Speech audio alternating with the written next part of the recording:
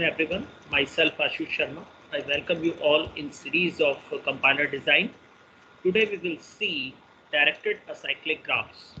Take examples, which is having that wonderful that conclusion of syntax directed definition. So we just start with this presentation. First is DAG. Each node of it contains a unique value. You may say it's very similar as we have in syntax tree, but a little bit significance is more than compared with that. Second, it does not contain any cycles in it, hence called acyclic. Optimization of basic blocks. This is also one significance of directed acyclic graphs. A tag is constructed for optimizing the basic block. It is usually constructed using three address code. So if you have certain expression, firstly you have to write those expression into three address code, and then you design a tag. Transformations such as stat code elimination and common sub expression elimination are then applied. So it makes that expression and the code is optimized for. So this is that advantage of having this tag. Some of the properties like reachability relation forms a partial order in DAG, and both transitive closure and transitive reductions are uniquely defined for DAG in the topological manner which is defined for directed acyclic graph. Applications like DAGs are used for following purposes. First is to determine the expressions which have been computed more than once, a common sub-expression. So if expressions are repeating, then you say it's the purpose that is fulfilling by DAG. Second is to determine the names whose computation has been done outside the block but used inside the block, and to determine the statements of the block whose computed value can be made available outside the block. To simplify the list of quadruples by not executing the assignment instructions unless they are necessary and eliminating the common sub expression. So these are specific application where tag is purposeful. Now there are certain rules that construction of tag. Following rules are used for construction. Rule 1: in a DAG, interior nodes always represents the operators, which is very important to remember. And exterior nodes, we may assume that's leaf nodes that always represents the names, identifier, or constants. So this is rule 1. Then rule number 2: while constructing a DAG, you may have that the check is made to find if there exists any node with the same value. A new node is created only when there does not exist any node with the same value.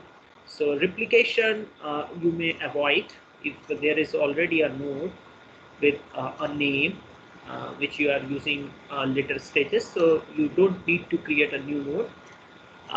New node is only created when there does not exist any node with the same value.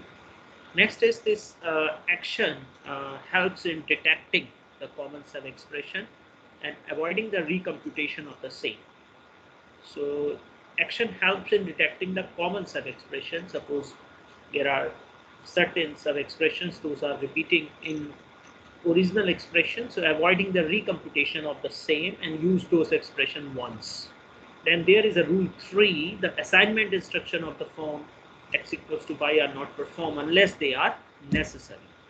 So on the basis of these rules, now we just try to sort out these two problems, practice problems that are based on directed acyclic graphs. Problem 1: we have this expression a plus b parenthesized multiplied by a plus b plus c parenthesized. So the three address code for the given expression is, firstly we start with this: t1 is equals to a plus b, then t2 is equals to t1 into t1 plus c, because t1 a plus b is already there, and then t3 is t1 into t2. So t2 is nothing but it's a t1 plus c, and t3 is t1 into this whole expression which is assigned to t2. So t1 into t2. So this is the way that t3 is computed. Now when we start to design this directed acyclic graph, we start with a and b having this interior node which is an operator, and these are variables a and b, And then next is a plus b plus c. So firstly we have to just add this c into result of this a and b sum up, like that. And finally, because this is towards the right side of this, so we have to add this as a right side node of this plus. And finally, multiplication will take place a plus b, so we don't need to create another a plus common set expression. We have to just make sure this multiplication in between this a plus b into a plus b plus c, like that. So both of these plus will be just join with this multiplication operator. So this is the way this directed acyclic graph form, which is very simple approach to just make it. Now from the constructed deck, what we observe, the common sub expression a plus b has been expressed into a single node in the deck, and the computation is carried out only once and stored in the identifier T1 and reused later. So a plus b plus c is replaced by T1 plus c, as we have seen over here in the slide, like that. So we have to just reuse this expression, sub-expression.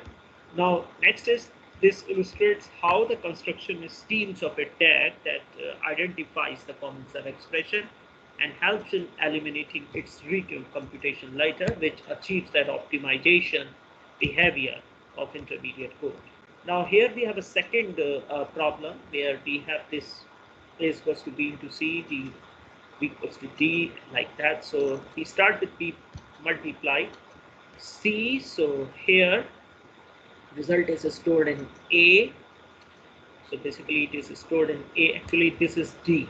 So you have to just make and just save it. So d into c, and result is stored in a. Then b is copying to d.